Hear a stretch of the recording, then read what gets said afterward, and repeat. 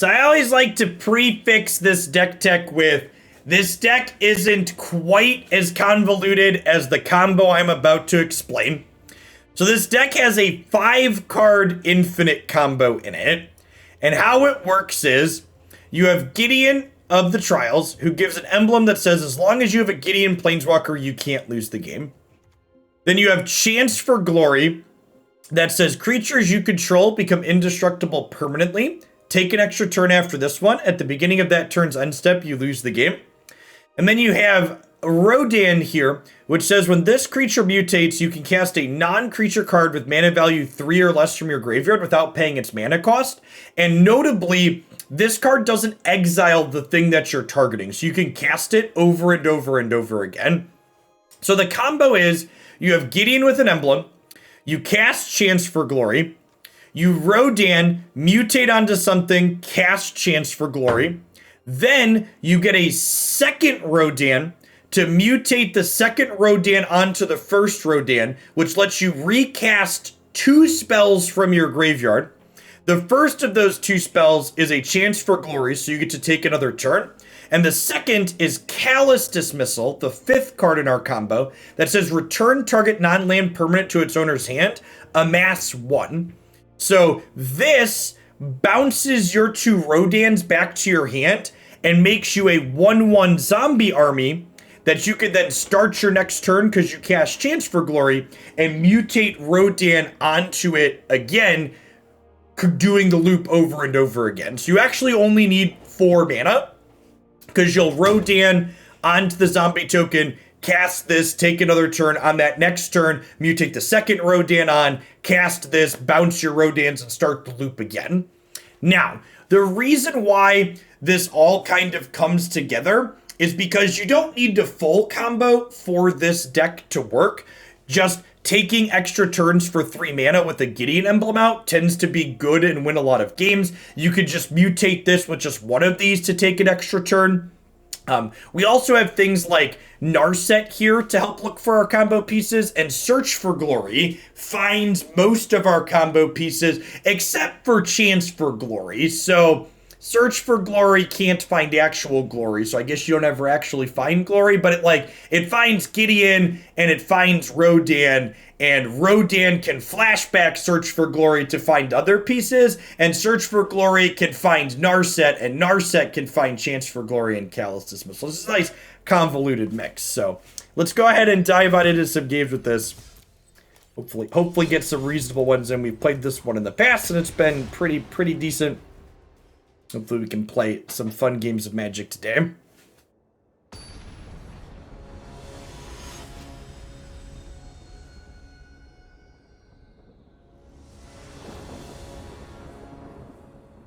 running 38 and Ephemeral Interest. Thanks for the follows. Welcome to the channel this morning. Hey, that sounds fine.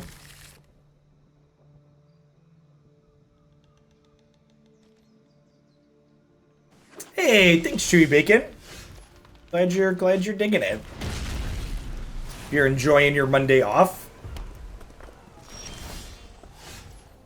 I think this is probably a spell this game. The Stomp here.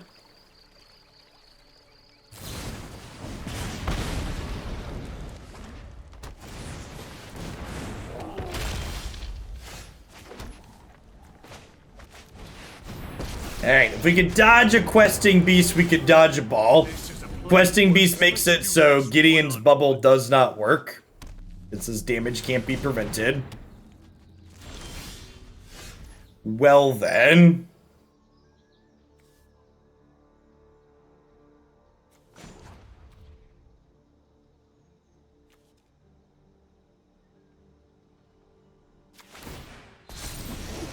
My oath remains unbroken. I'll take a couple of turns here, chat.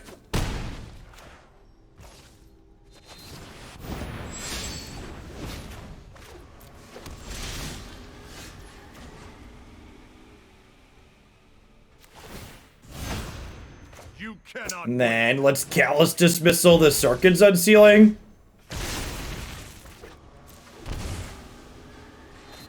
And then we'll go ahead and Chance for Glory again, making this token indestructible. Lose the game.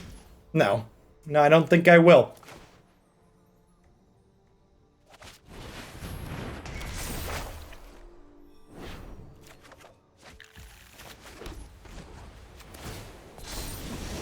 That's enough. This game being a good example of how 3-mana time walks are just like pretty decent.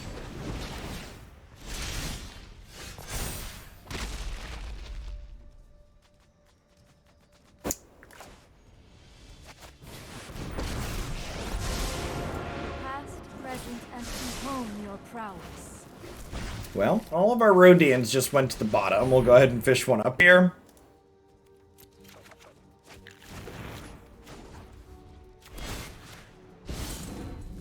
You'll have to get through me first.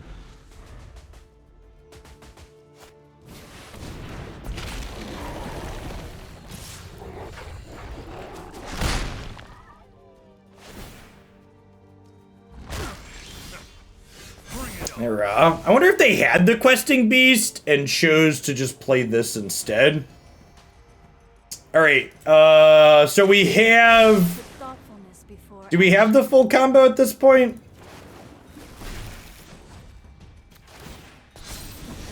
I've got you.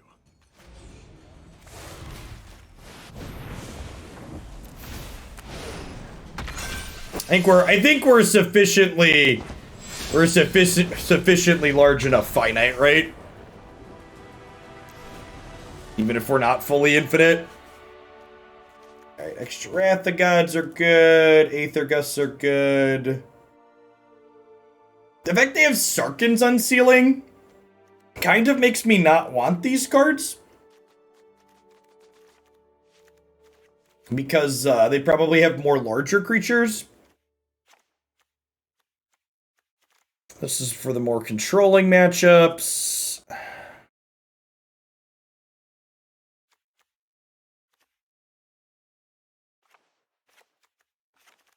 Oh, Rip Apart does deal with Seal Away, that's true. Sarkhan Unsealing, I mean? Yeah, that's probably a good call.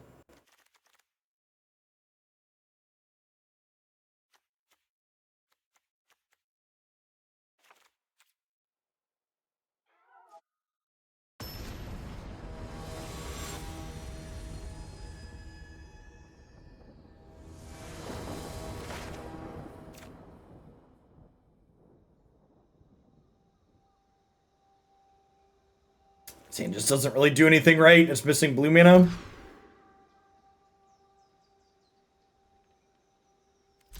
I guess.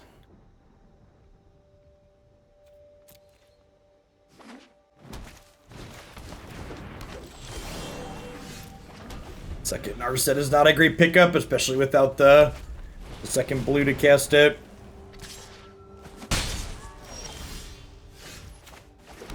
Okay, well that's a very painful resource.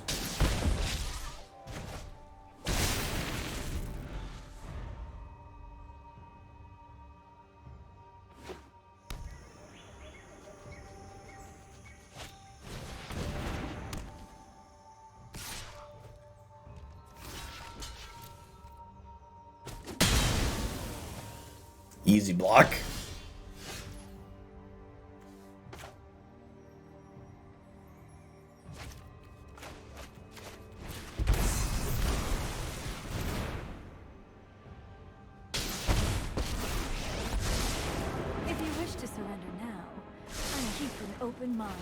Man, where are my Wrath of Gods and my removal spells, chat?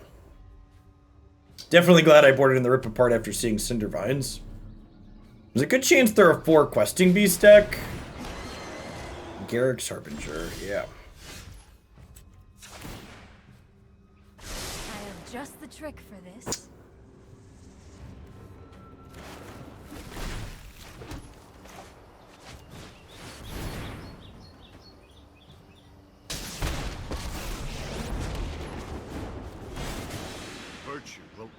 Alright, looking to dodge Questerson again here.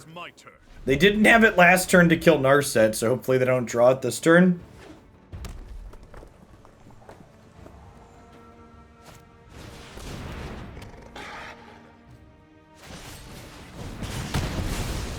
I have let you down. That was rude.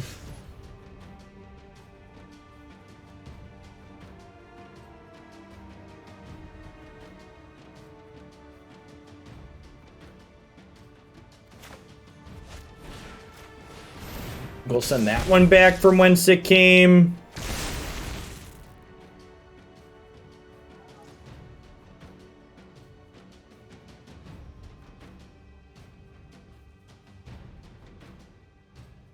I think I'm shocking and playing a 3-mana spell, but I'm not sure which.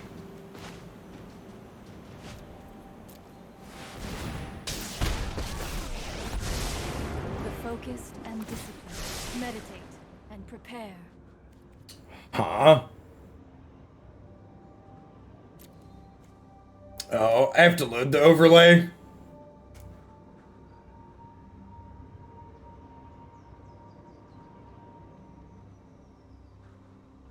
Hopefully Twitch will fix that bug soon, but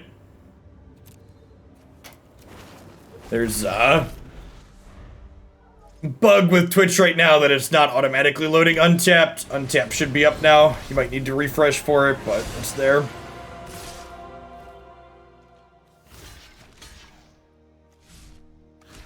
Yeah, I mean, I got a block, right?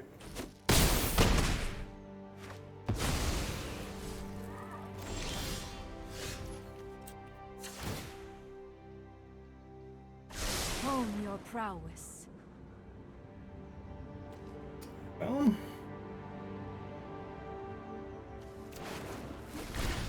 Wrath of God isn't getting me out of this situation.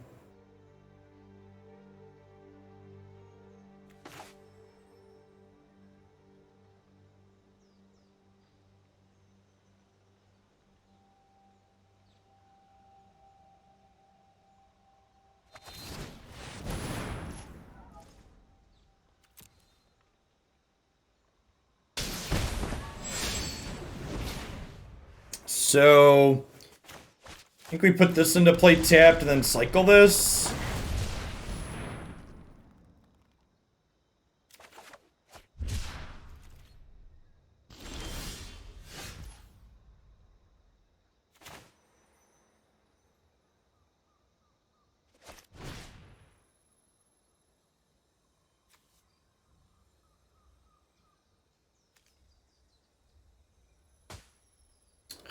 Do I want to bounce Hazoret or the Leopard? I think we bounce Hazoret, right? Because it's the more expensive one. And then this gives us a token. So I can mutate Rodan onto the token, cast Gideon from the bin, Gideon emblem, not lose to my chance for glory.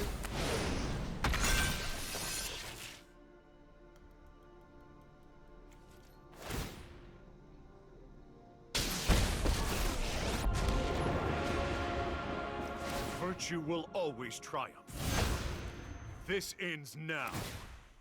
Lose the game? No. I don't think I will.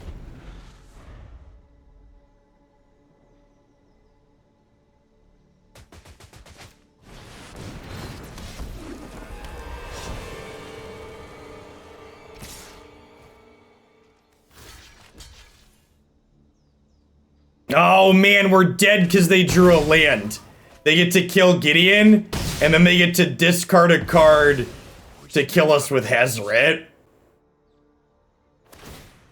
Hey, thanks for the 17 months hunting, Soul. I appreciate it. What a close game. If I hadn't had to bolt for Seagate Reborn that game, I bet we win that. The fact that we had to bolt for our land on turn 3 was pretty rough. We're in a position we would have been able to maneuver out of that, I think, with +3 life. We're also on the draw that game too. If we'd have been on the play, it had a little bit more maneuverability as well.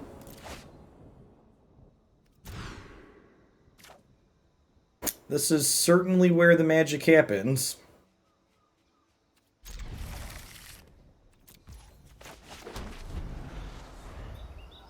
What's going on, Obama? Thanks for the 3rd of a year. Welcome back. I'm going to make a command for Mir, I think, so that's a question that's coming up a lot.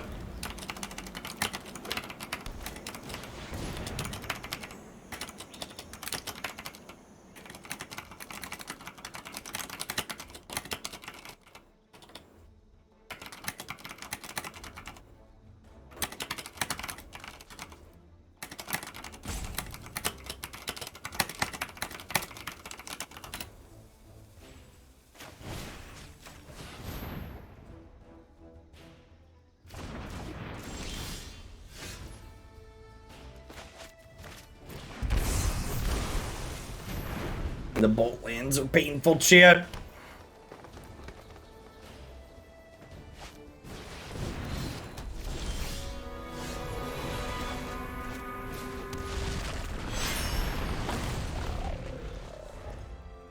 Yeah, speaking of people excited for rotation, I'm with you.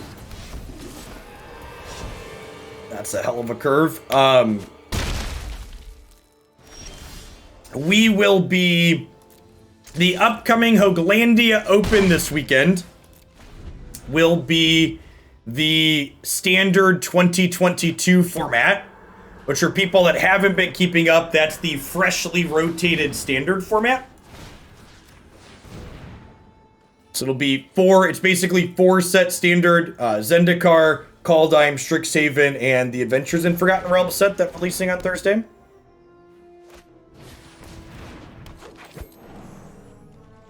One Gideon, please. It's actually pretty decent. He says before getting Bone Crusher Gianted. Oh. Do they rotate out Eldraine? So not for regular standard, but for standard 2022, Eldraine is leaving. So standard 2022 is basically referring to next year's standard format. So Eldraine will not be legal for the Open this weekend, because we're doing an early rotation event.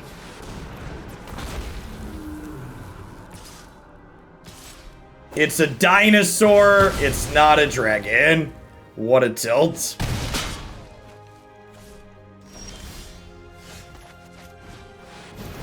Just pretty typical control deck problems here. Our mana hurt us a little bit, and then our opponent just had threats that lined up really well into what we were doing. I don't know if there was much we could do in that third game. The second game, we were really close. I mean, they didn't basically rotate. They do this every year where they put up a queue over the summer where rotation happens early effectively.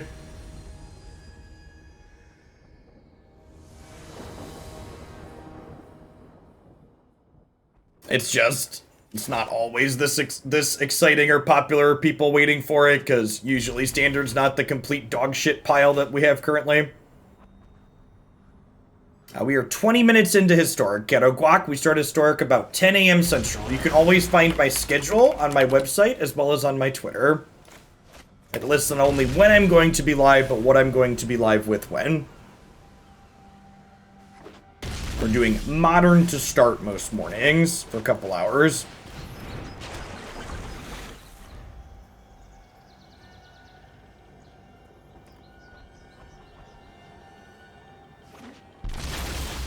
Looks like 5-color Niv here.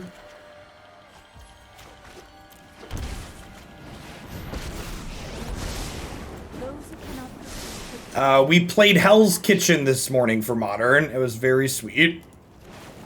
I liked it a lot.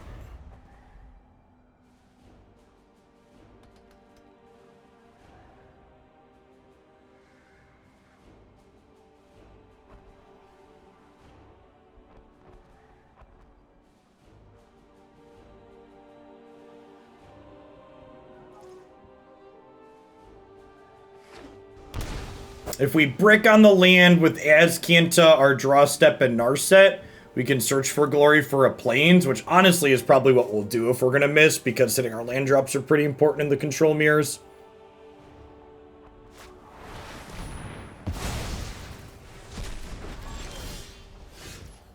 So we have 3 bolt lands in our deck, largely so Narset has a chance to find them.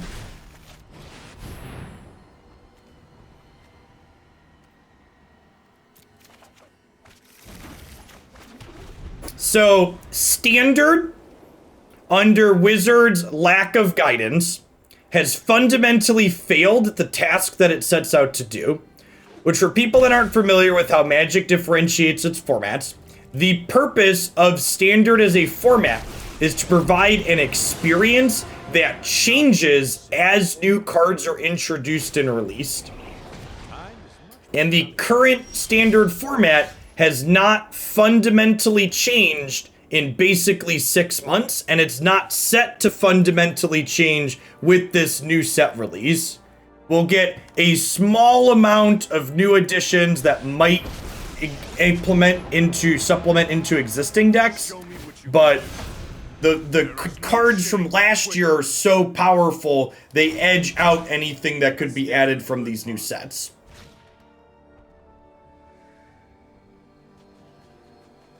And it's not, honestly, like, people, like, Eldraine gets a lot of shit, and rightfully so, but it's not just Eldraine.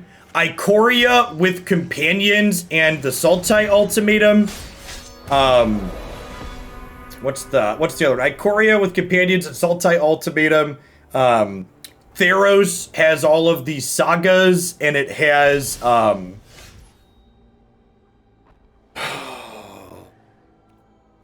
Theros has a bunch of sagas, and Kroxa and Uro. Yeah, there's just like all of the sets last year were just so powerful. Can we kill Teferi, or is my Gideon about to die? Well, he didn't get Lightning Helix, so we've got that going for us.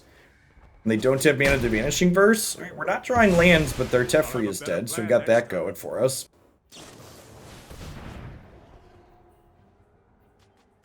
Yeah, Ugin's gonna rotate out. I'm genuinely excited to play the standard 22Q.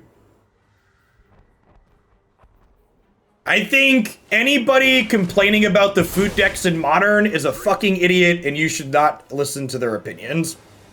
I think it is absurd that people are complaining about those cards, and they're not complaining about, you know, the plethora of other stuff that's actually problematic in the format. And I'm gonna cast Explore here.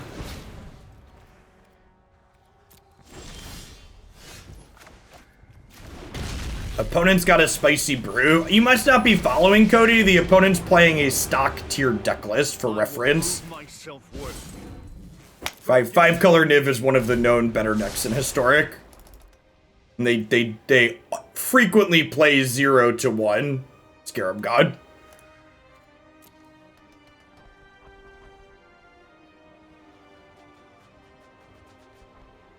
Especially the people comparing Asmo to Hagak. Like, good lord. People are hyperbolic.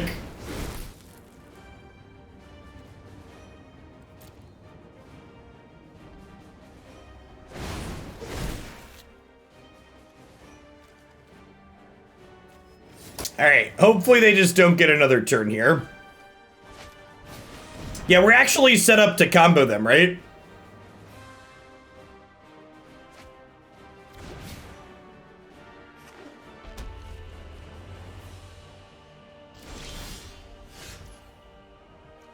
Alright, our opponent is dead.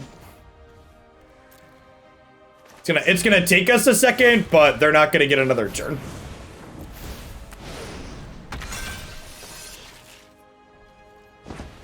So we'll eventually draw land while they don't have a turn.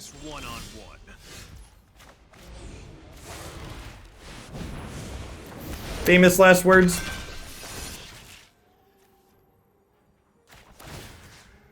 Oh, wait. And because I have another Rodan in my hand, I can actually just search for Glory here and go guarantee the land drop.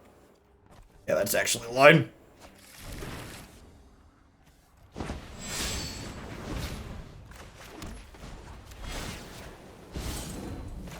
I've been waiting for this.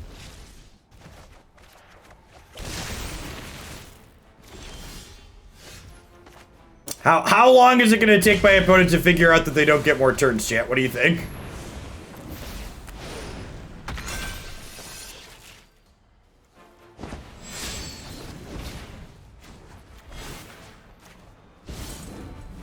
Let's do this one-on-one. To be fair, I haven't demonstrated the loop yet, technically.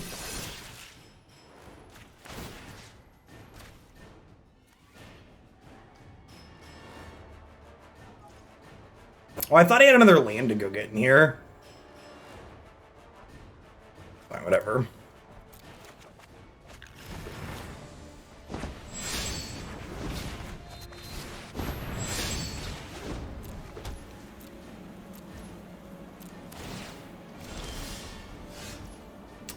so now we could do this.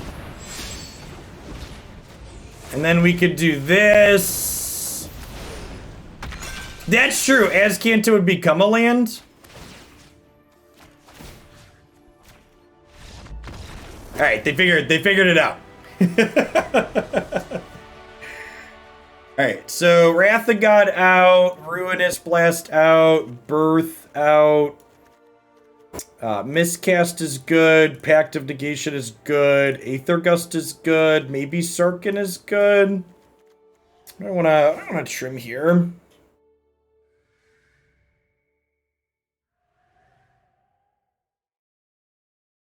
Trimming at least a Callous Dismissal is fine.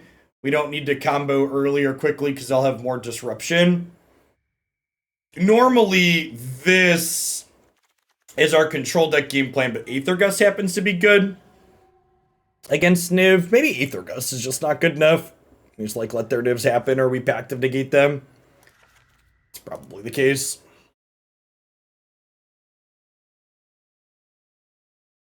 It's funny, Canadian Bacon, that people were complaining about Feasting Troll King being like Hagak, and then like all the people that have been working on that archetype have moved past playing Feasting Troll King because it actually just wasn't good enough because of how many resources it takes to utilize.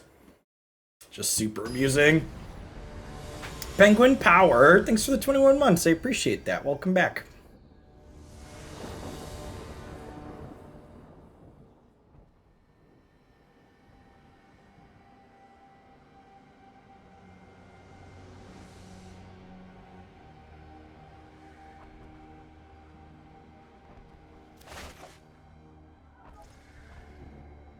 We're on the draw, and if we find a third land, this finds us a fourth land, so I'm going to go ahead and keep. Our opponent's deck is a discard-based interactive deck. They usually tend to have a lot of thought seasons and stuff, so I want to keep most hands that are close to playable. Everything I don't like is Hagak. That's an accurate summary of how many modern players view things. To be fair, there's an accurate comparison to Hagak with Asmodee in that Asmodee is new and Magic players hate change, so whatever is new and competitive has to be banned.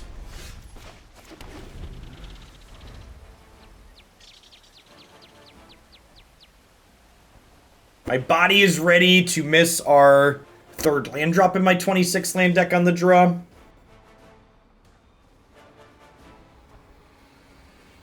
What's our Hyper Geo to hit on that? It's pretty high. Yeah, feels like Magic, man. 53, 24, sample size 3. We want 1. We're 85% to hit. We are the 15%. We also could have just drawn... We also could have drawn a Search for Azcanta in our first two draws, and that would have helped us hit our land drop.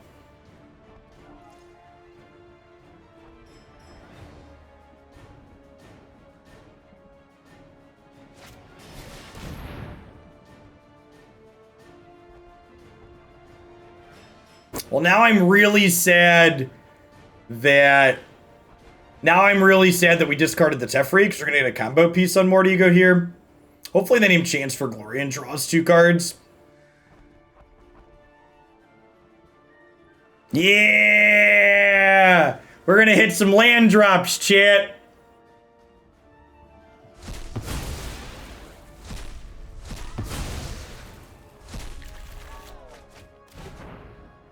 I love land drops.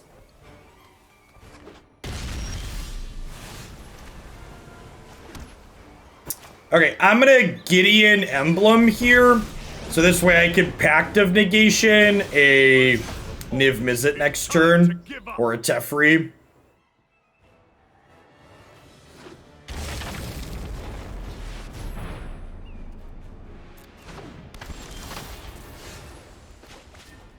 Really weird that they sorcery speeded that. Because they wanted to play around potential counterspells I could draw. It's for the tier 3 Terran for the 44 months. It's a long time.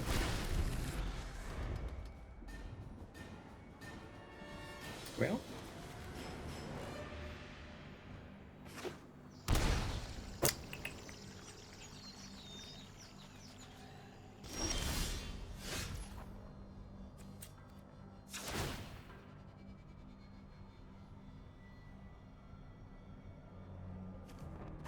Meditate and prepare.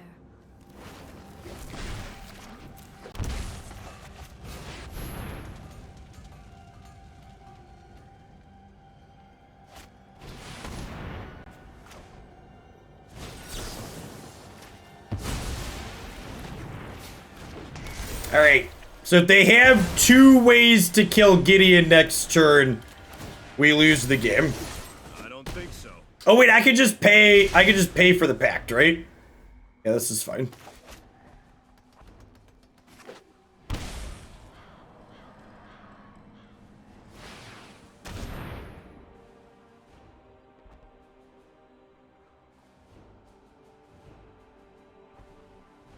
That's true. I can't pay for 2 packs. Lose the game? No, I don't think I will.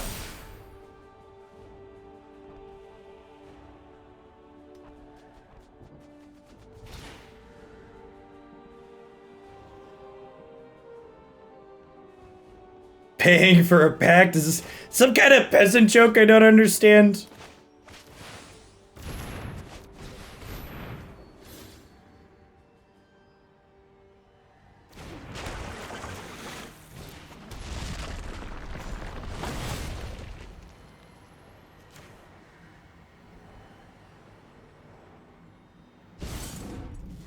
Let's do this.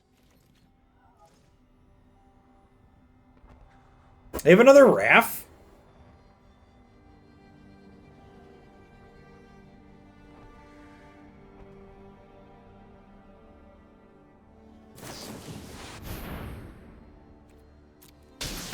So they have Teferi here then? Train harder. They want to be able to draw cards? I'll pact the crap out of a Teferi here.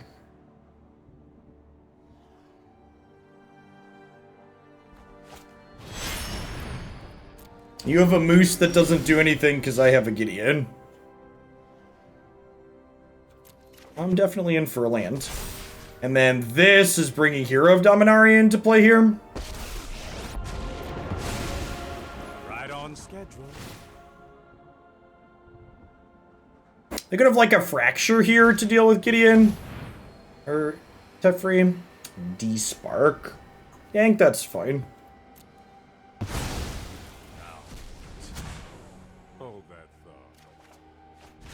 Nice. Okay, so we'll Bubble Butt this, and then we'll go Orphanguard into Mutate this onto here, cast Narset. My prowess is on home your prowess. Kasmina here as another threat. I get to untap a couple of lands.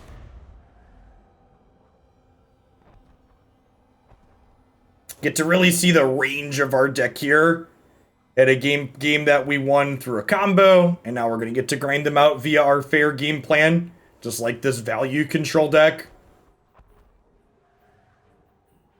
Yeah, we are super far ahead. They have 3 cards, we have 2 Pact of Negations, we have Planeswalkers, we have Search for Azcanta. They are being buried.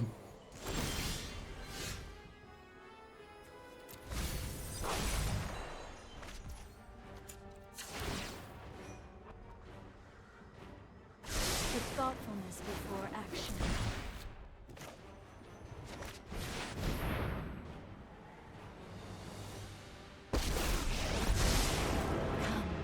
So long as they don't do something silly like accidentally dying to 2 Pact of Negations into a removal spell on my Gideon, we should be good to go here.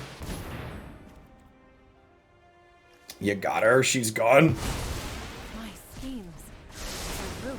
Hone your control.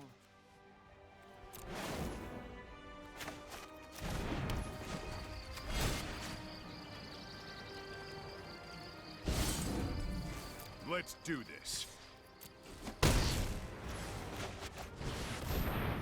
Go grab a... Grab another Vadrok here.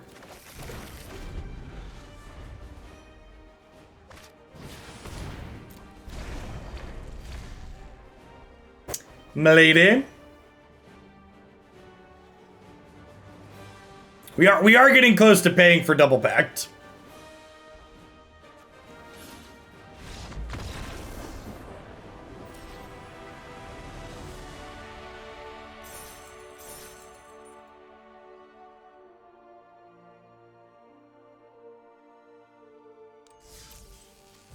They egoed our extra turn spell. They egoed our Chance for Glory.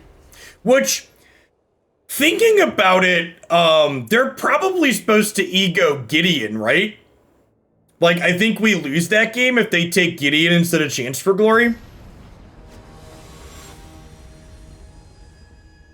I think they took the wrong combo piece. Because Gideon, Chance for Glory is a really bad card if we lose Gideon.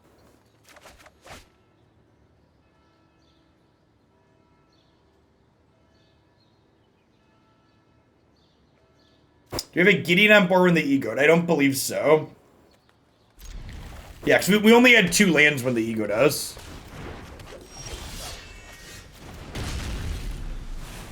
Alright, is turn 4 Wrath of God gonna be enough here? No plays on turn 2 means it might be.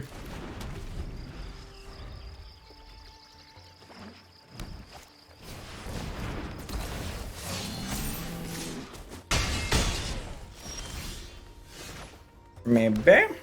Maybe.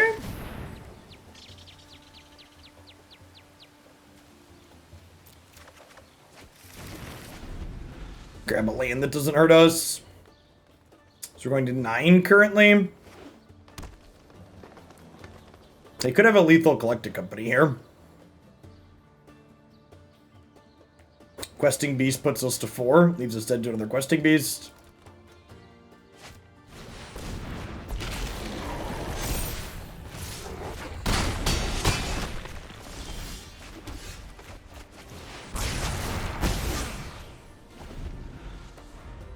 Am I dead yet?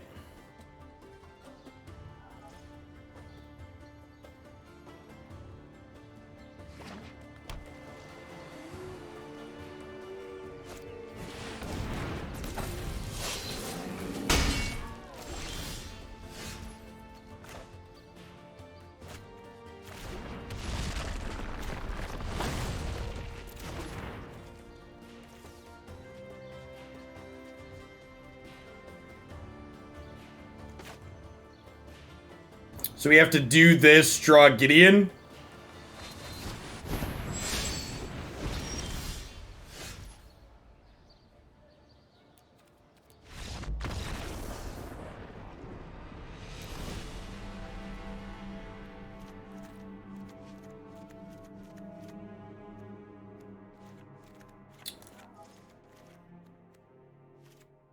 All right, so trim some of our slower, clunkier cards, bring in efficient interaction and some more sweepers here.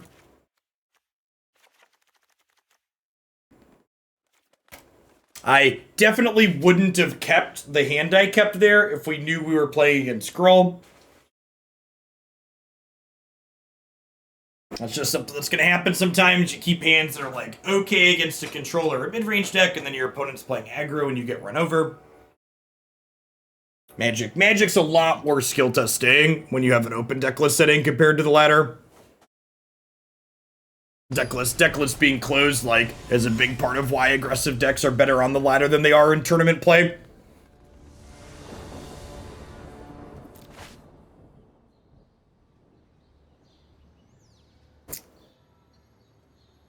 This is close.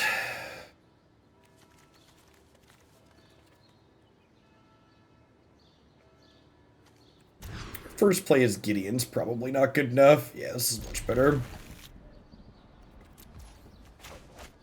Going on, Densey. Thanks for the 15 months. Welcome back. Yes, the Open.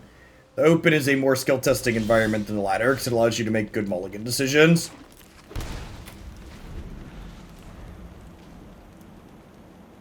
Mulliganing is one of the most skill testing parts of Magic, and not getting to do it for game 1 removes an element of skill from the game for sure, in my opinion. You know, honestly, I think I'm just gonna pass here. Feels a little bit bad because I shocked myself, but maybe I should have just played a tapped land there. Shocking played around like Burning Emissary into noise, but not a high likelihood that they had that. This is probably a spell this game.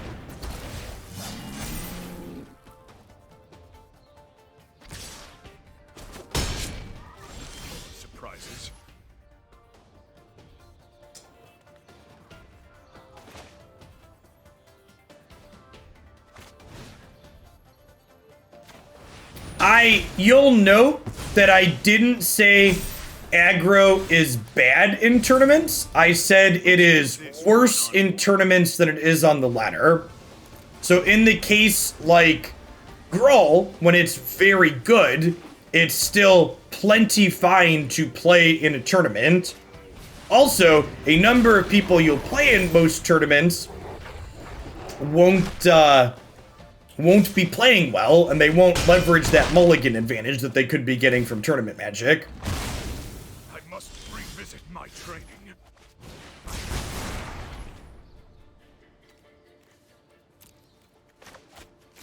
I think this is a land now, so we can draw and play this next turn. Could also just be right to play this as a 3/3 with first strike.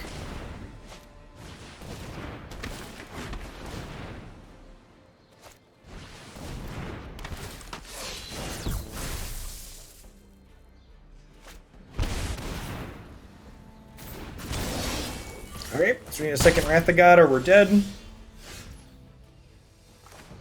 I guess this can find a Helix. I think we're still dead though, right? Because of the Hepshed Oasis. Every day, keep an open mind. Well.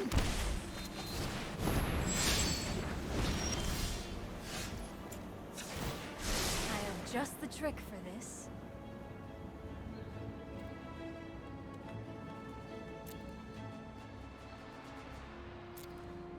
Oh, wait. Wait a minute.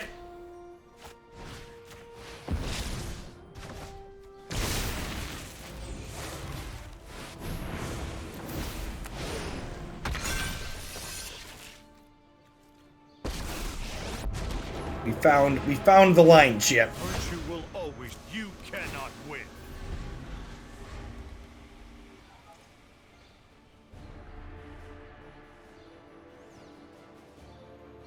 And they can't kill Gideon. Well, they're gonna get to kill Gideon here, but they can't kill Gideon and put us to 0, so we're gonna get another turn. So, like, you're right, they're gonna get to murder Gideon here, but they don't murder us for the turn, so, like, that's a victory. It's a W, put it on the scoreboard. Hopefully we just, like, draw a Rodan off the top, and we actually have 7 mana, so if we find a Search for Glory, that could be a Rodan.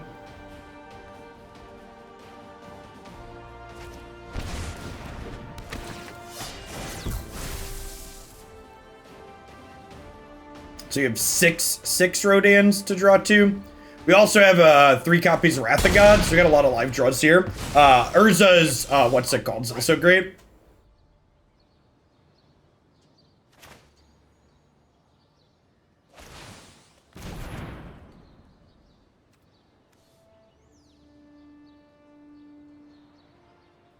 Am I dead on board? So let's say they pump this. I chump block. I trade. Or I eat here. I take 4, 5, 6, 7, 8. Yeah, I believe we're dead on board. So I have to just YOLO it.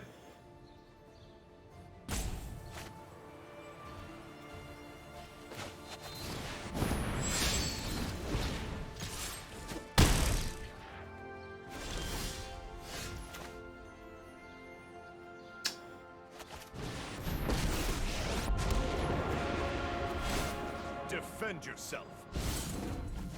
Now it's my turn.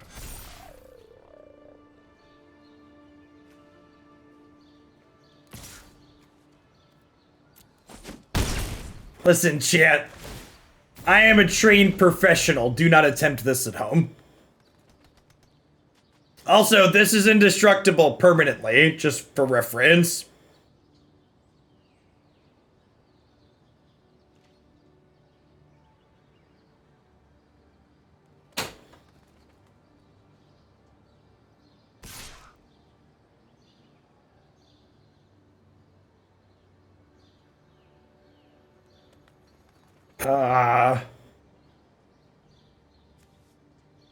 Because Kaheera the Orphanguard gives your dinosaurs 1/1 in Vigilance, chat. That's how we got Vigilance on here.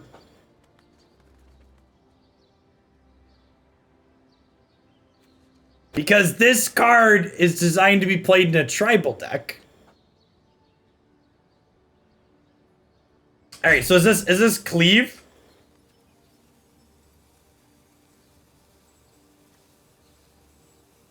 This is indestructible though, right?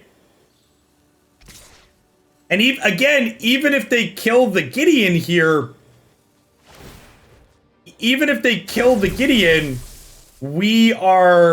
we're still alive next turn.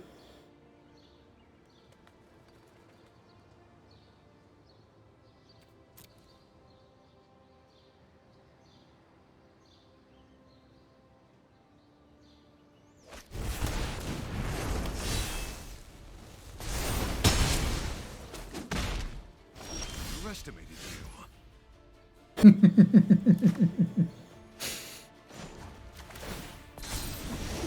No, I don't think so.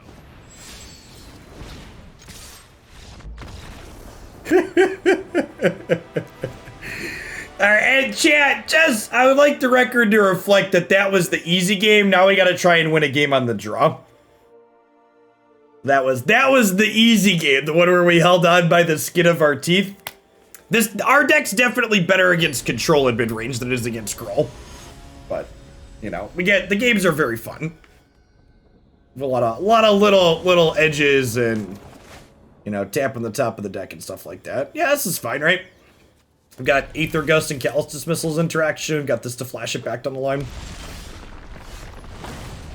Yeah, definitely this on one. I could have attacked at all and I would have died. I had a Gideon emblem, Time Lord. Stop it. Get some help. Read my bad cards.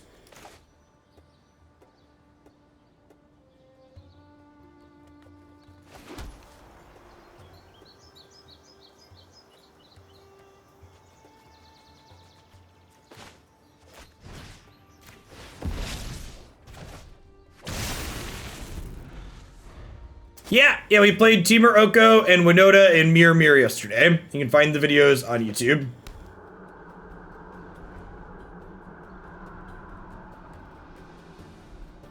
Thanks for the follow, Oimis. Good morning.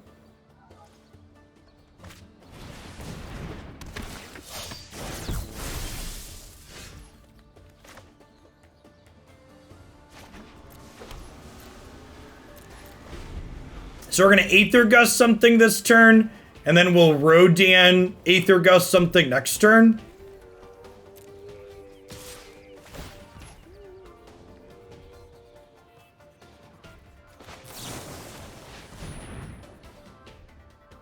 Do I plan to play Skyward Sword? That's the Zelda game, right? Probably not.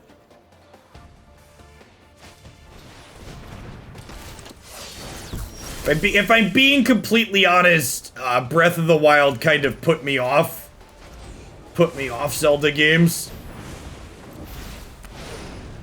I could have let them use an energy, sure. You're technically correct. Maybe we'll draw some spells at some point. I'm not attacking with this because they have haste creatures. This has first strike.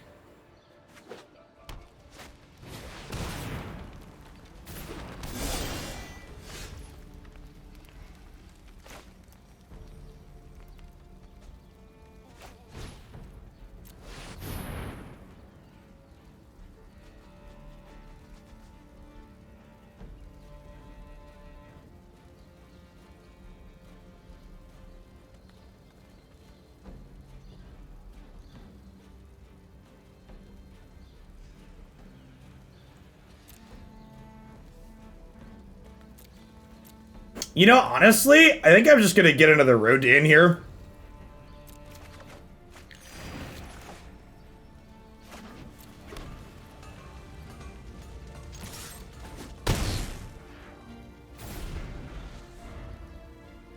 Because this lets me flashback an Aether Gust and the Search for Glory next turn.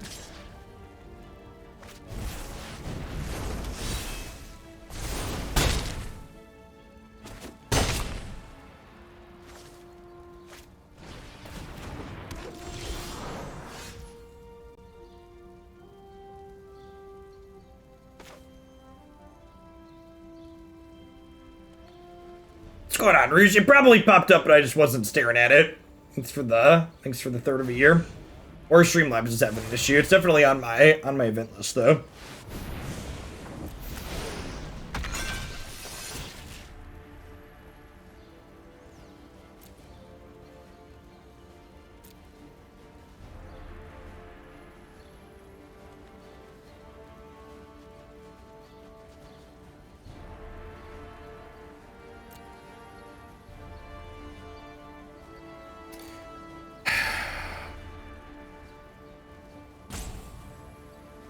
Callous plus Gideon?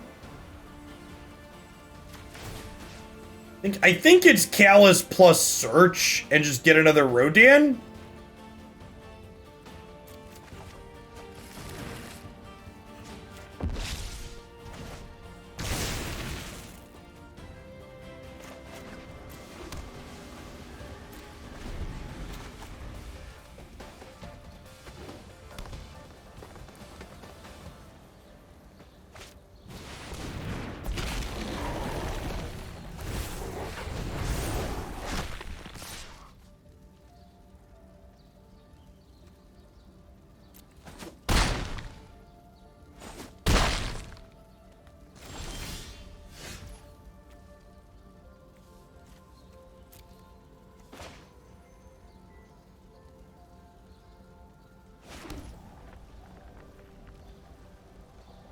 Okay, so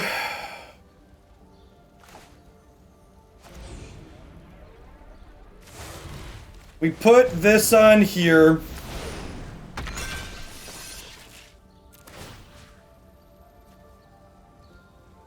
And we Aether Gust. We Aether Gust the Questing Beast. We bounce the Ember Cleave. We Gideon Emblem.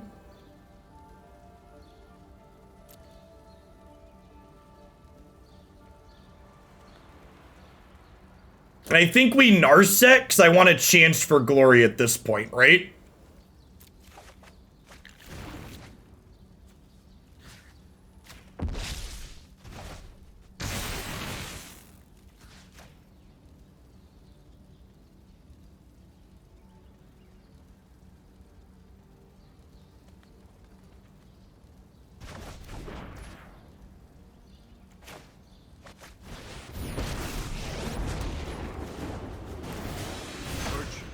Your defeat is inevitable.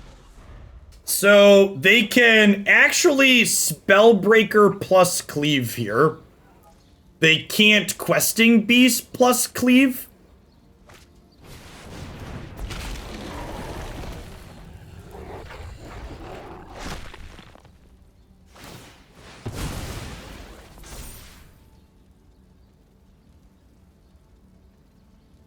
Oh, this is a good line. I didn't think about Questing Beast plus that. Okay, so now I have to chump block with this. Which is unfortunate. Is this all my Rodans? It's not all of them, but it's close.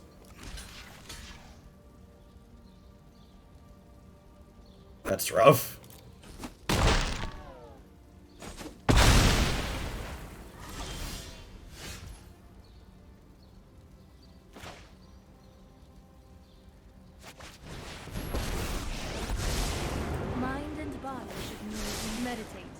Prepare.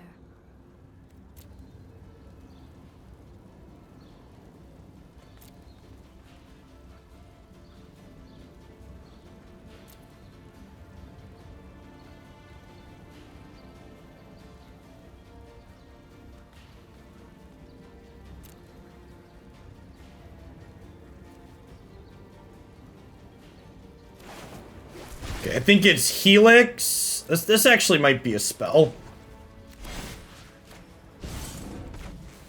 Going in. Is this a spell? I think this is a spell.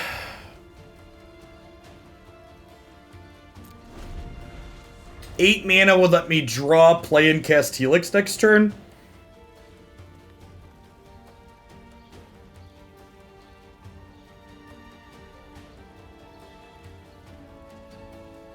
Yes, we are dead to a second Questing Beast.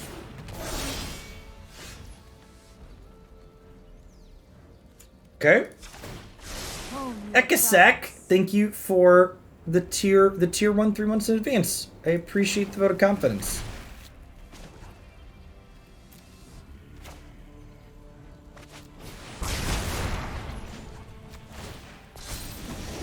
Not on my watch.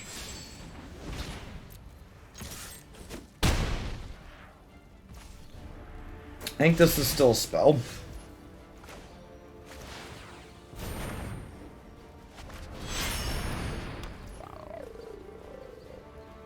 I think I plus this so that way it doesn't die to a single hit from questing bees. Now it's my turn. I could be wrong though. I could be right, just getting my attack. What a crazy set.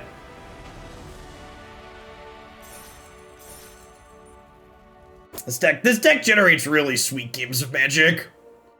This is one of the reasons why I decided to pick it out here. And I think this is what Conqueror thinks for the 21 months. So I've been a little bit down on Historic. And I think that I definitely need to just like be the one picking. I need to just treat Historic like I'm treating Modern and be the one where I'm picking out most of the decks, because playing decks like this that are sweet but still reasonable generates fun games of Magic, but playing random brews is not great in the slate of the direction the format has pushed in. They banned Brainstorm? No.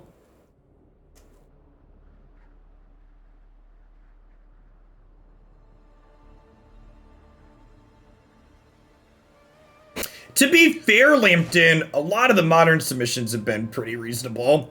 People like to submit bad decks when submissions are cheap. Although I also think it probably speaks volumes to where a lot of people are at in the format that, like, I haven't had Historic submissions in a while, which leads to me picking things out, which is more decent. This in the dark, I suppose.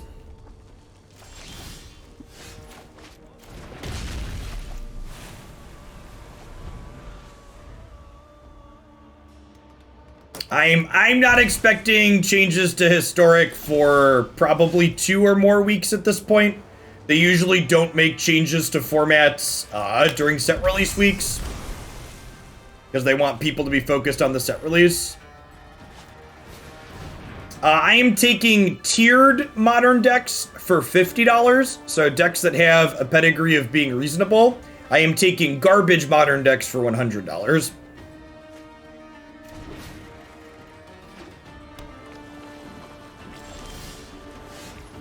Yeah, Spider-Man's been great. It's probably the first Spider-Man that we're playing through right now. It's probably one of my favorite games of all time, honestly. It's been really good.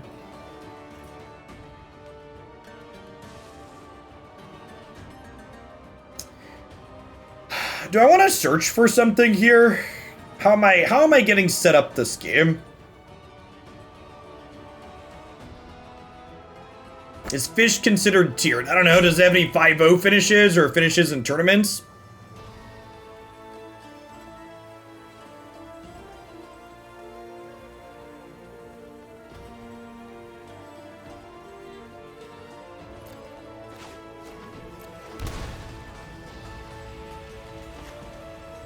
If I just like go grab a Narset.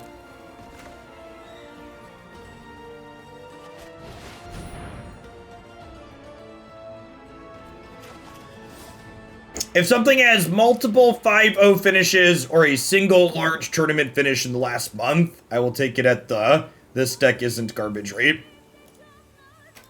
It's basically my metric.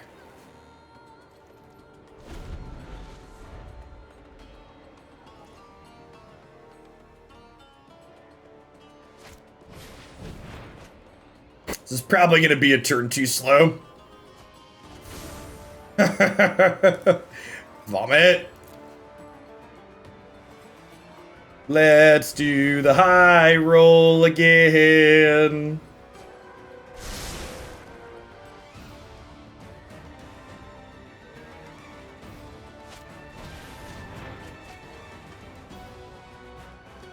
Luris Merfolk.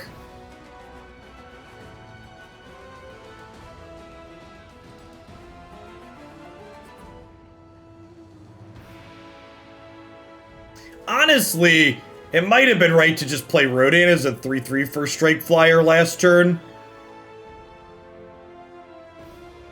Is it blocks Sky Pigeons with its stat line and its keywords. It's been 25 months, Pino. Welcome back. It'll be interesting to see, and by interesting I mean slightly terrifying, and maybe it finally gets Brainstorm banned, if the new 3-mana skeleton fits into Phoenix as an archetype, or the 4-mana skeleton that you can play for free, and that you can recast from your graveyard. Seems like it's likely to be pretty good. Just like turn 4, flip some Phoenixes into play in a 4/3 as well. They have a Lightning Axe here, we're probably dead. They could have double burn spell like Pillar Shock as well.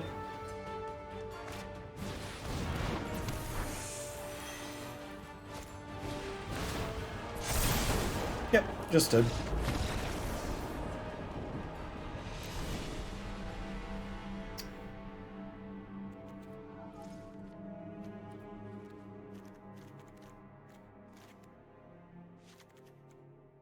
So Conquer's Death and Teferi are a little on the slow side. I'll take a couple of Helixes. Kasmina doesn't block meaningfully in this matchup with her tokens.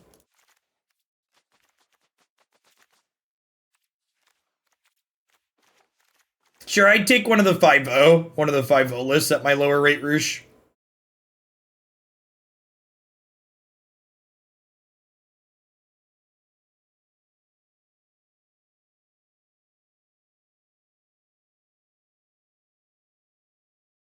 I think I'm full for modern decks for this week, though, so if you submitted it, it wouldn't get played probably till next Monday. The 12th.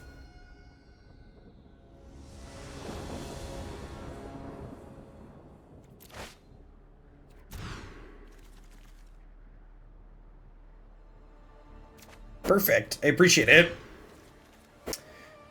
Alright, well, we're missing a white source, but we've got a Narset on turn 3, which is all you could really ask for. This is a matchup where Narset on turn 3 comes into play and just doesn't do anything. You just leave it at 3 and make them have spells to get rid of it. I mean, to be fair, I'm only doing 5 modern decks a week, Drunk Owl. Because modern content is not as popular as this play in the land. I think we play the Gideon first. It's not as popular as arena content, but still. Still a good problem to have, you're not wrong.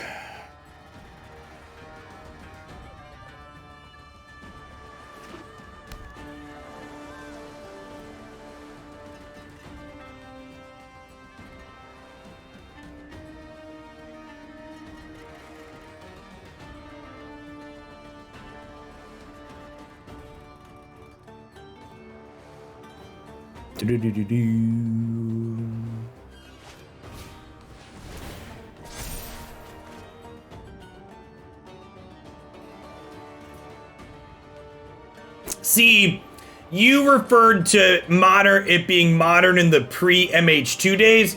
I would refer to that as historic during the pre-Brainstorm days, where I could play it for 8 hours and be ready to play more.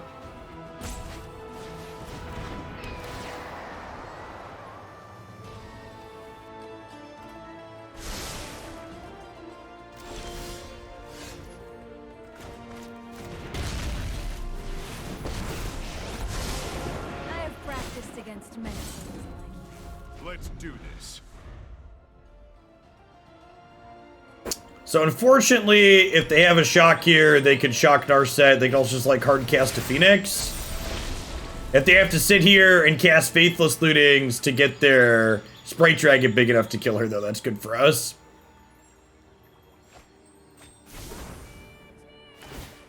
You know, honestly, I was super worried about what the card Actual Factual Counterspell was going to do to Historic as a... Wait, they had a Fry and they foobarred it? I have reached my limit. That's quite the flub. I was worried about what Actual Factual Counterspell was going to do to... Oh, that was wrong. I should have targeted the Sprite Dragon because it's bigger now. I was worried about what Counterspell was going to do to... Fuck me. Talking and clicking. I was worried about what Counterspell was going to do to Modern, and then it ended up not doing a whole lot, which is nice. So, obviously, I should have plussed on the Sprite Dragon, and then we find that Helix, and we end up in an incredible spot. I'm going to lose this game now because I fucked up. Excuse me? I think my opponent is confused. I'm definitely confused.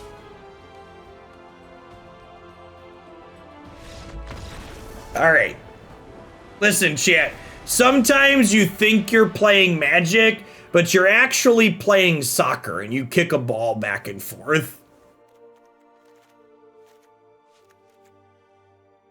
Listen, you could chat about my opponent making a mistake there, but I also made a mistake, so, like, they wouldn't have been in a spot to make a mistake if I had played better, so, you know, I understand where the opponent's at. I literally just did the same thing. One good punt deserves another.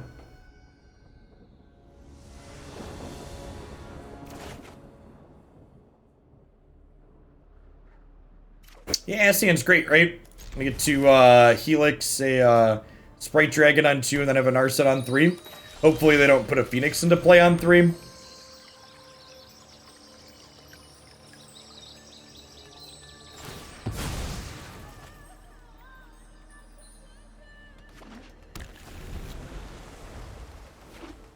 I'm curious to see what both the player count and viewer count look like for the standard 2022 event this weekend. I'm cautiously optimistic, but I'm also ready for it to be... Yeah, I don't know. We'll see. Hopefully, I'm excited for it. Hopefully, other people are excited to watch as well. And hopefully, we get enough people to play. If we get at least 50 people, I'd be super happy. 50. Sub 64 people is quietly an achievement because it means the tournament finishes faster. Hemlock, thanks for the follow. Welcome to the channel.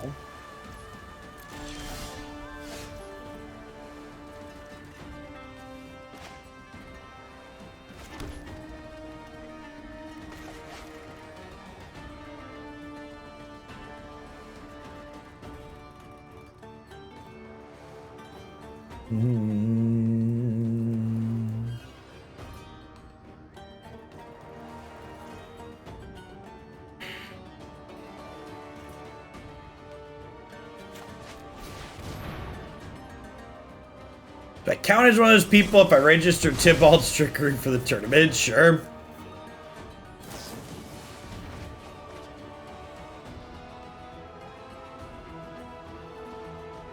Yeah, I don't really know what to expect. Hopefully Thursday and Friday go well.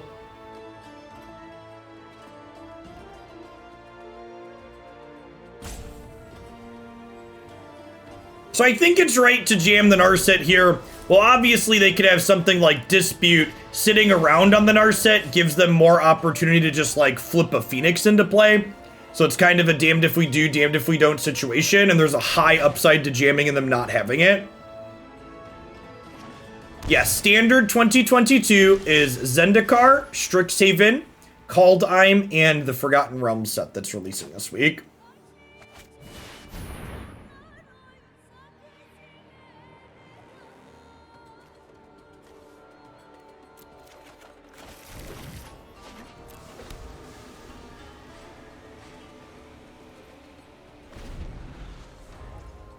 The vote was close between Historic and Standard 2022, but I had a number of comments from people that said they voted for Historic because there wouldn't be a queue to test, Standard 2022 in, and then Wizards announced we were getting an in-client queue for the format. So I made the executive decision to pick Standard, because the voting was biased because people voted without having proper information, because Wizards of the Coast isn't capable of communicating with us reasonably.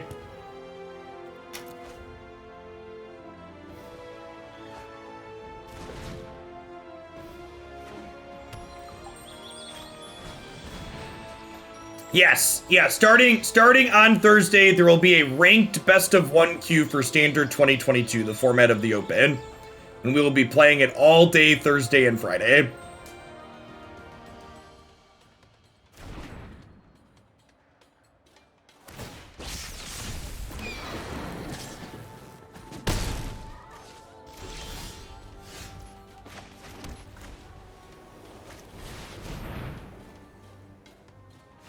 Mystic Dispute number 2, Electric Boogaloo.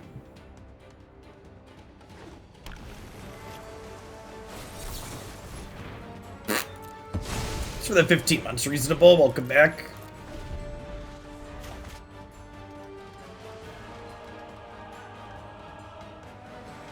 I'm ready to find bugs in dungeons. What an apt summary of exploring the new set on Arena.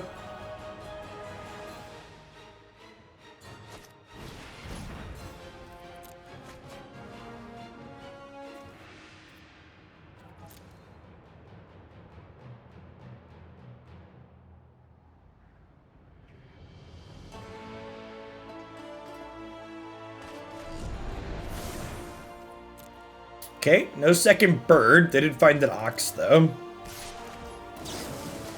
ahead and helix this, keep our life total up a little bit. We just have so many cards and our hand is so terrible that feeling pretty dead here.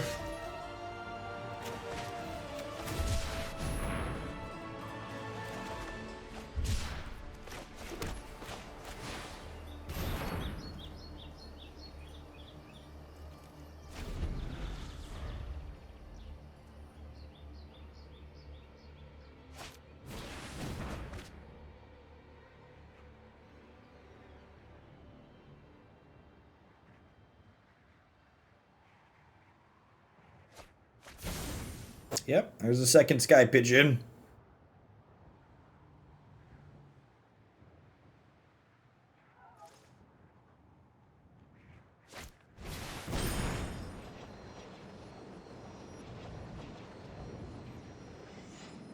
Honestly, the worst part about Phoenix being one of the #1 deck in the format is I have to look at this artwork constantly. It's a real tilter.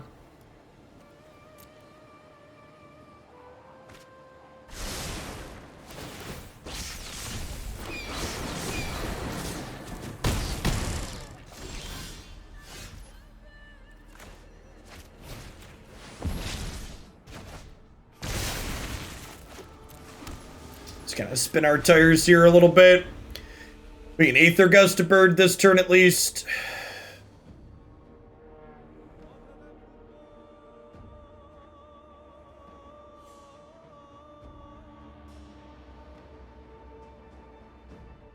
Well, the one kind of sad thing about the positioning of the Forgotten Realms set is the Forgotten Realms cards are only legal for 15 months.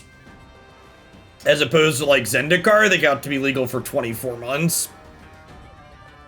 So, the Zendikar set is actually the least you will get to play with cards in any given Magic set.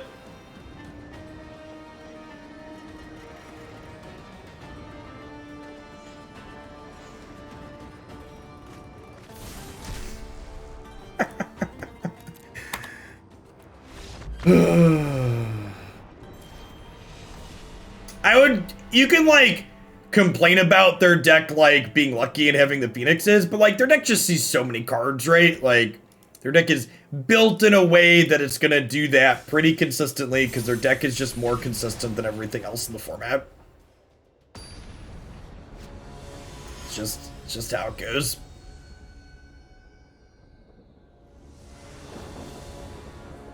I don't know why your core sets don't rotate differently, Canadian Bacon. Magic is pretty much always rotated out 4 sets at a time. So the 4th set is legal. The way Magic rotation works is fall sets are legal for 2 years and summer sets are legal for 15 months. Because fall through summer all rotate at once, but they release 9 months apart. So this one at 24 months is legal for 9 months longer than the summer set at 15 months. Morning, Ninja. We had like half a year of double rotation. The full image gallery for the set goes up tomorrow morning. I will not be playing Magic Arena on stream tomorrow. We'll be doing a constructed set review, and then I'll be building decks. We're gonna play some Modern in the morning, and then by the time we're done with Modern, we should hopefully have a full set posted.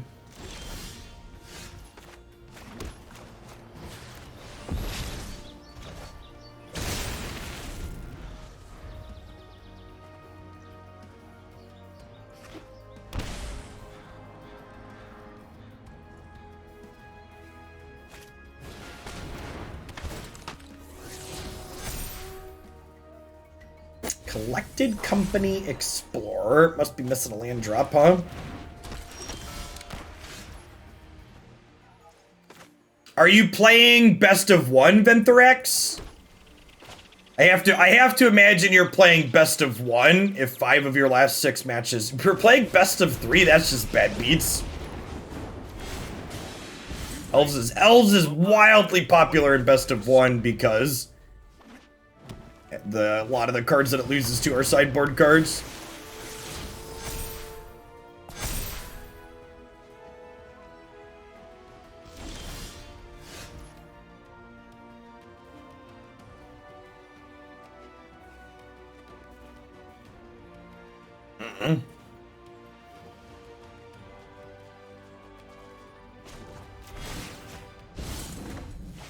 Now it's my turn.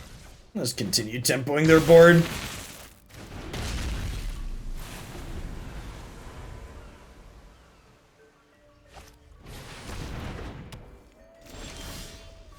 And now we get a window to play Narset. There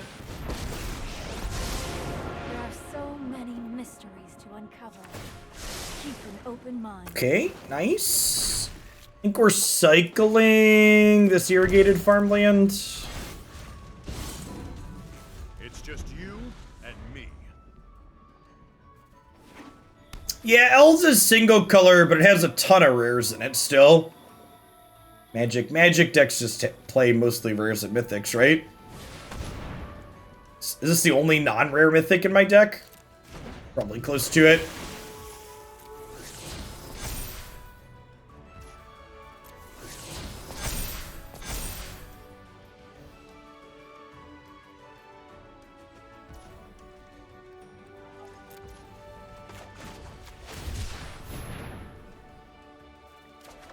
Oh, Narset's an uncommon. True, big true. I have just the trick for this. Okay, so this Search for Glory means that we have infinite turns unlocked. So we get to Search for Glory, get second Rodan. Let's finish this. And then we'll Chance for Glory, take a turn. And I already have the bounce spells in my bin. So, unless they have, like, Assassin's Trophy here to kill Gideon, the game is over. Oh, and actually, you know what? I could have played around it. I should have made Gideon a creature this turn and then cast Chance for Glory to make him indestructible permanently. That's what I should have done. I think they're thinking about activating Tracker for the auto pass value. Oh, no! Deadeye Tracker interacts with my graveyard. I totally forgot about what their Ixalan card does. Well, that's rude. Huh.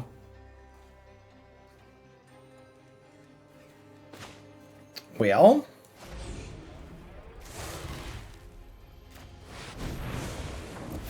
I guess we'll still do this and get our Indestructible Dorko on. We can still send this back to their hand.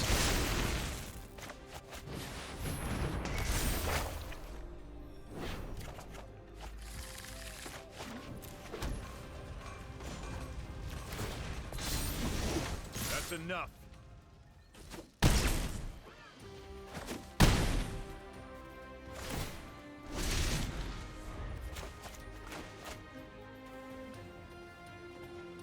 And the fact that I didn't make Gideon indestructible could come back to bite us here now.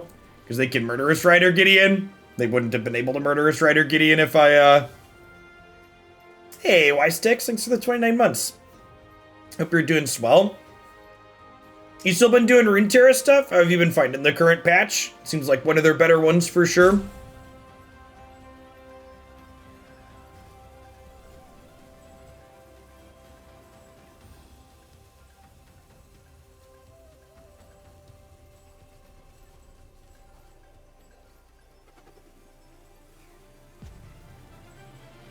Rodian does not have Vigilance yet. That being said, they're at 9 and it's indestructible, and I'd be surprised if they have, like, Edicts or Minuses in their deck. Yes, yeah, if you chance for Glory Gideon while he's a creature, he stays indestructible as a Planeswalker, which means he's immune to damage effects.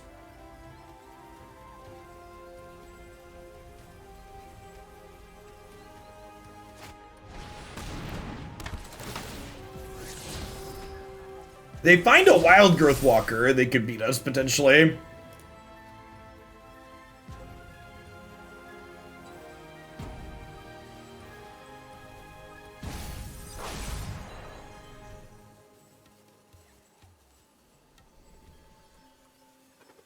That's fair. I'm at a point, and honestly, I'm happier doing it where I'm just not letting any one game be all-consuming. Playing a little bit of Magic here and there, a little Runeterra here and there, things like Spider-Man here and there, some Pokemon Go. Variety's the spice of life. A lot of great games out there. An indestructible Planeswalker does lose loyalty counters. It's just immune to things like Murderous Rider. The Gideon could still die inside of combat. It just wouldn't die to an effect like this.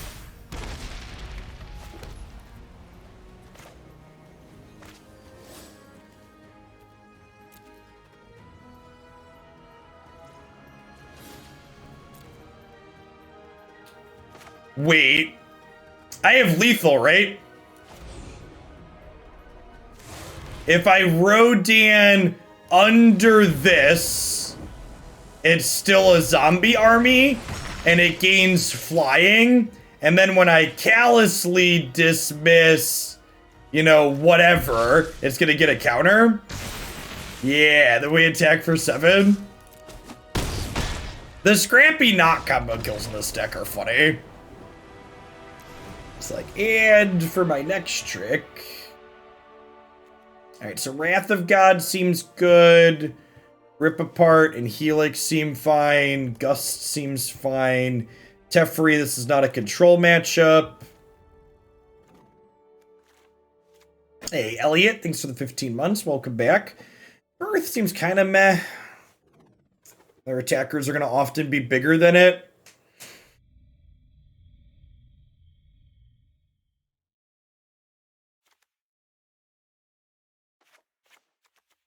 Yeah, he's legendary.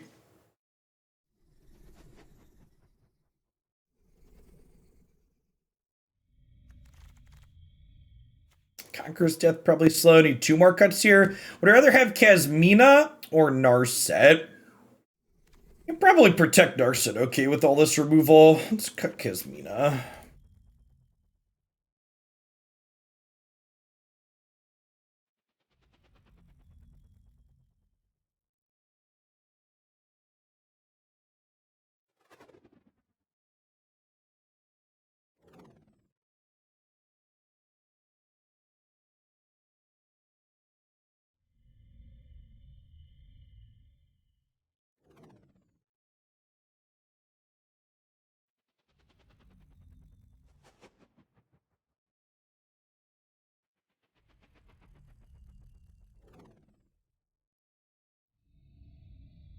This deck reminds me of Rey Mysterio doing a whole ton of work no matter what the match. Yeah, this deck takes a lot of game actions. There aren't simple wins here. You always feel like your brain is large when you finish a match with it.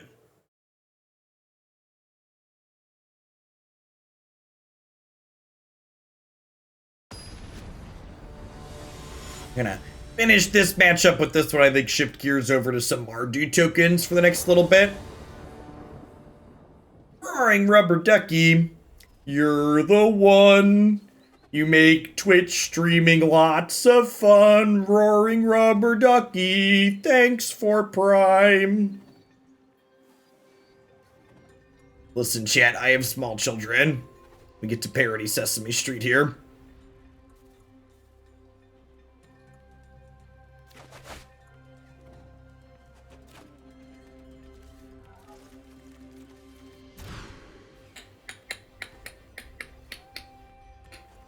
Sure. Bottom glory here.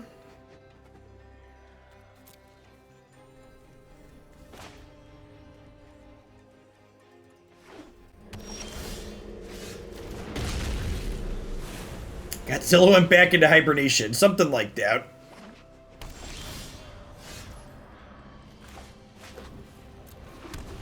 As long as it isn't owned by Disney, you can parody it. Capitalism. Oh, that's cute. Let's just see Godzilla cast shoots. I think I want at least 5 figures to ruin one of my tournament weekends with that.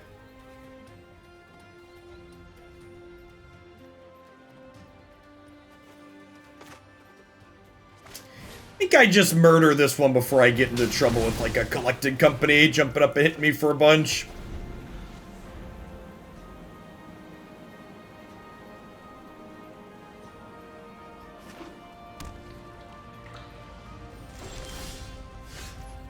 Man, this is pretty unfortunate here. Opponent just has 5 cards in hand and they couldn't cast any of them. Pretty unlucky.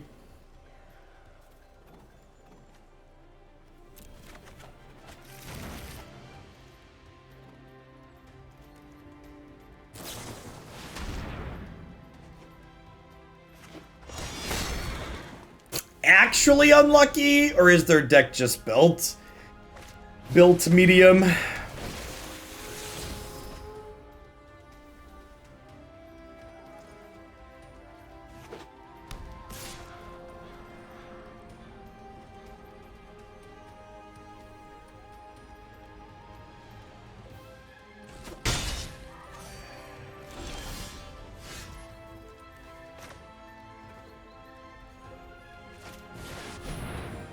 I was gonna take out the trash here, I think.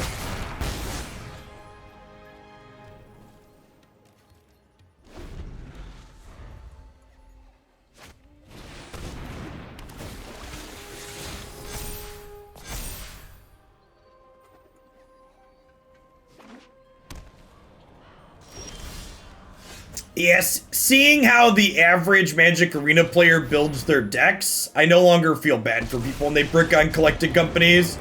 They're just like playing like 23 creature piles of Greed Machine that deserve every brick they peel.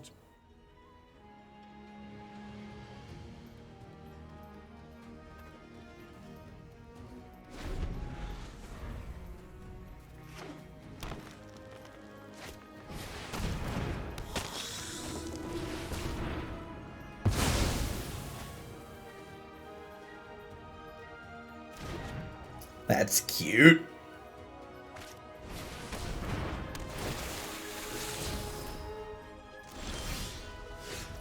$22 creatures minimum. No, like 28 should be the minimum for reference. 22 creatures is the minimum. Stop it. Get some help.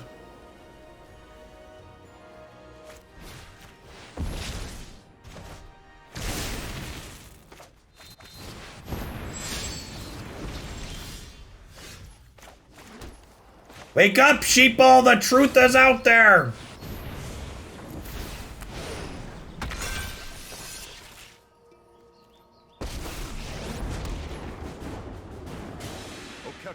watch over. Yeah, actually, probably a better metric is 20-ish good hits. 22 is the statistical minimum for a 70% chance to hit. You're probably right that 22 is what you need for a 70% chance to hit. But my response to you with that being correct is a 30% chance of your card doing nothing is not acceptable. You're gonna cast this card for 4 mana and 30% of the time it's gonna brick off? That's not a playable Magic card.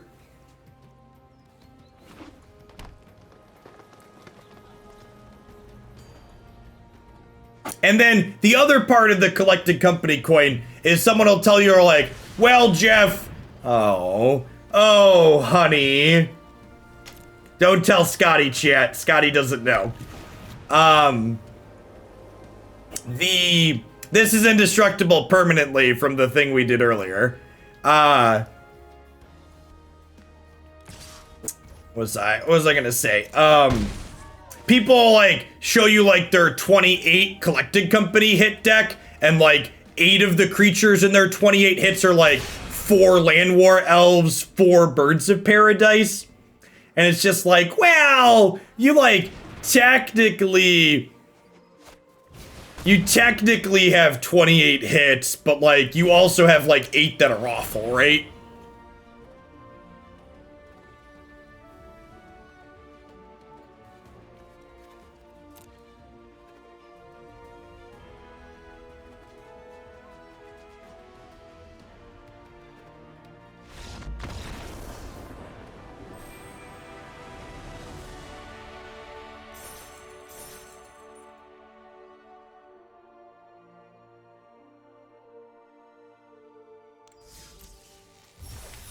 I don't really have strong wrap-ups on decks like this one that we've played for a while. It's like, pretty settled in on a list, don't really have any strong feelings. I guess my commentary would be, if your anecdotal ladder experience is like what we just had today, I wouldn't probably play the Teferi and the Conqueror's Death in the main deck. For whatever reason, just like people haven't been playing Jeskai control, and these cards are great there, but if I was to expect to play against a bunch of Gruul and other creature decks like we did today, I would definitely main the 4 Wraths. I think would be my swap, but also, you know, if you're expecting a lot of blue cards, these cards are also probably a bit better. I will say, I think this deck probably has a Dumpster Fire Phoenix matchup, and I don't really know if there's anything that you could do to change that, which is unfortunate. Like, Narset's decent against Phoenix, but they have so many flying haste creatures that attack her with. They have Fries and Mystic Disputes post-board that, like, just her being a hate card doesn't feel good enough. Hey, thanks for the 29 multi-locks. Welcome back. I'm looking forward to 2022.